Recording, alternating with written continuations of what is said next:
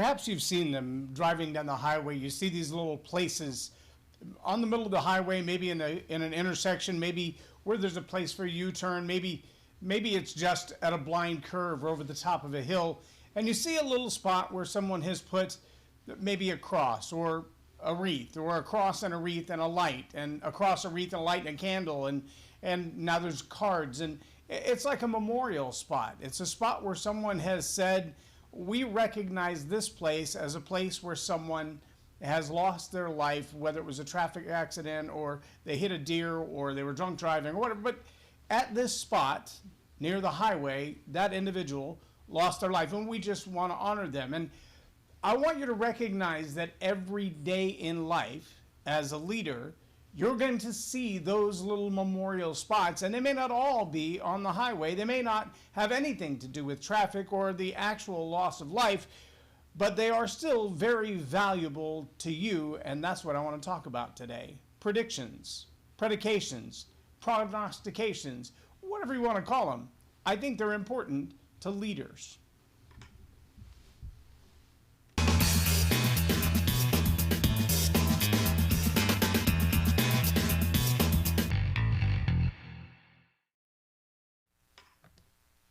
I'm J Loren Norris with Leading Leaders Podcast.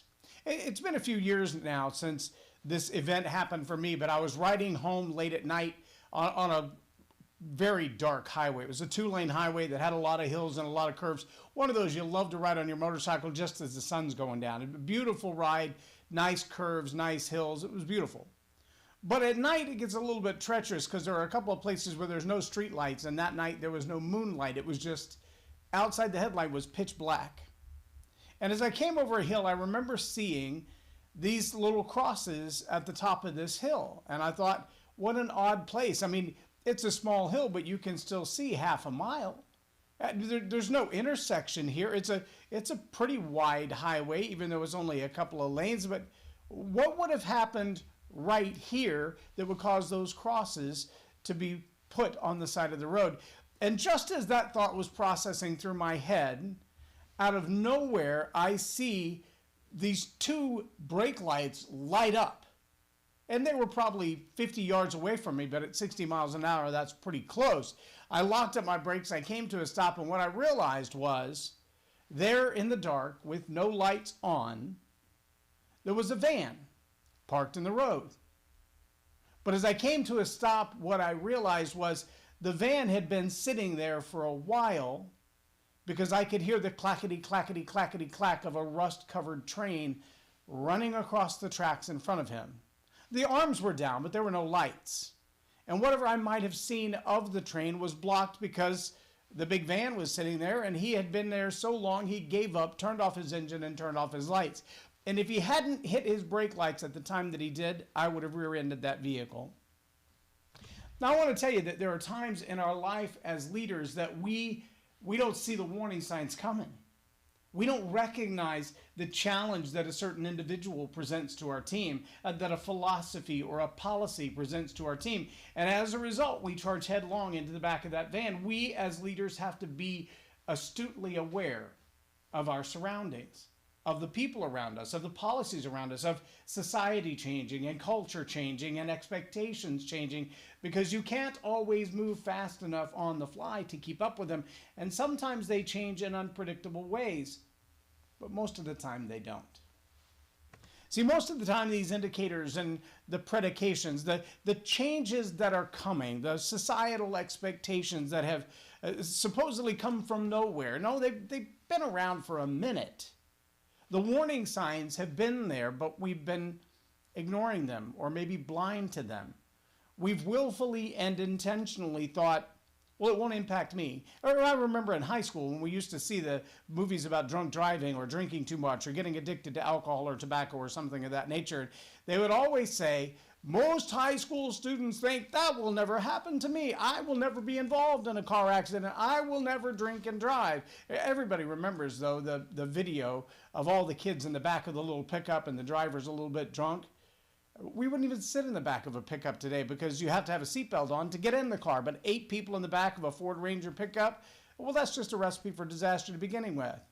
Oh, where along the way were the warning signs? Was it all these kids hanging out in the back of a pickup? Was it the fact that they were in high school and drinking underage? Or was it the fact that they were in high school, drinking underage, climbing in the back of a pickup with a driver who was drinking underage? And see, somewhere along the way, we have to look at it and go, yeah, that's a disaster in the making.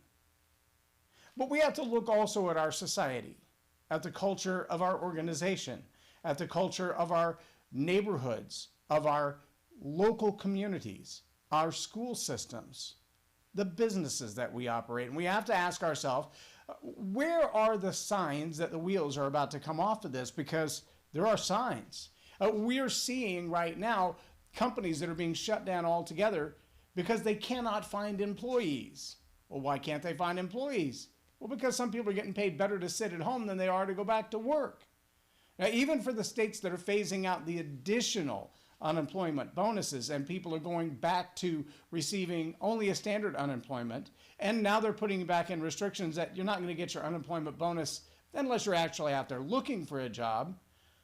Now they're already talking about, when I say they, government leaders from particular worldviews are already talking about a universal basic income, paying people intentionally to get them to stay home. Okay, that is the fastest way to destroy a capitalist economy. If you don't want to see businesses grow, make sure they have no employees. If you want to destroy these businesses, make sure they have no employees. Raise the prices of the goods that they are going to change into the products and services they sell. Guaranteed to make these businesses go out of business. Look, if you want to cripple a nation whose economy is built on independent strength, on independent rights, on individual rights and responsibilities, call them all one group of people, make names of them, make labels that demean them, take away their workforce, take away their income, tax them to oblivion, and very soon you'll have a society that has no independence, no individual rights, no individual responsibilities. What do you call it? It's called communism. But if you think as a leader that the writing hasn't been on a wall for a while, you haven't been paying attention. And if you do see that the writing has been on the wall, then the predictions have been there for about 100 years. Yep, go back and look. 1929, 1964, 1966, 1968. The predictions have been there. What Stalin did, what Mao did, it's being done again. What Karl presented himself, well, it's being done now. It's being done in the city hall. It's being done in the school board. It's being done in the city streets. It's being done in your business. You think I'm kidding? Run a business with a conservative mindset and see how long before your employees cancel you. Yeah, they're walking off the job because you won't give them more money than they're earning. Yeah, it's a true story. Just look it up. But these predictions, well, they were planned. Over 100 years ago, they said this is what we're going to do. And here's how we're going to do it. And these are not prognostications of a madman. These are not me looking forward 2 or 3 years and going, here's what's coming. I'm telling you what's happening right now. That we could read these from the daily headlines. But unless you put 2 and 2 together as a leader and you look at those events of the past and those promises of the past of the enemies of the state of America, who said capitalism, free market ideas, we don't want that. We don't want America to be the strongest. We want America to be on an even keel with everybody else. We should all be equally broke. That's what they wanted 100 years ago, and that's what they're getting now.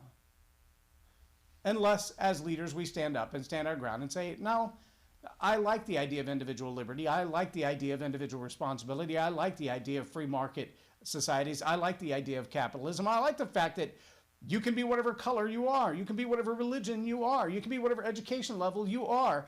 And I still respect you as a human being. And you can't classify me because of the color of my skin, and I won't classify you by the color of your skin. And we can all get along because that's the way it's supposed to be. But division has a purpose. It's a predicator.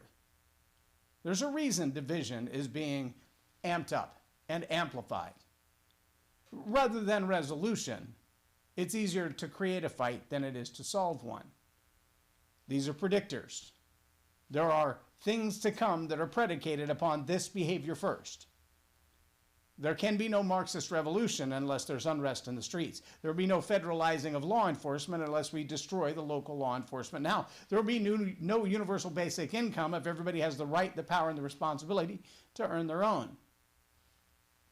Predictions, predications, prognostications, hundreds of years of history tell us where we are right now.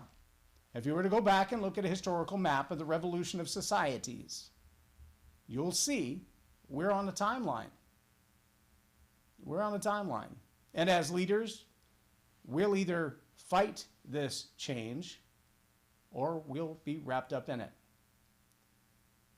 As a leader, you're going to have to decide which side you're on and move with it toward Marxism or stand your ground for capitalism.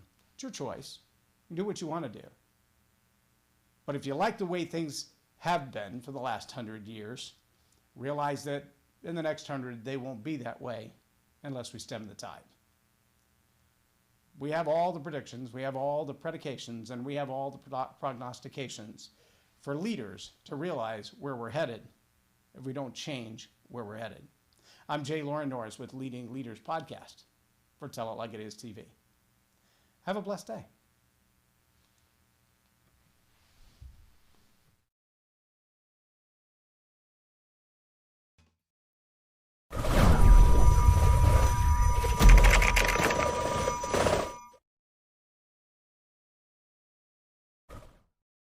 Subscribe now for our extensive video library of leadership lessons promoting faith, family, and freedom.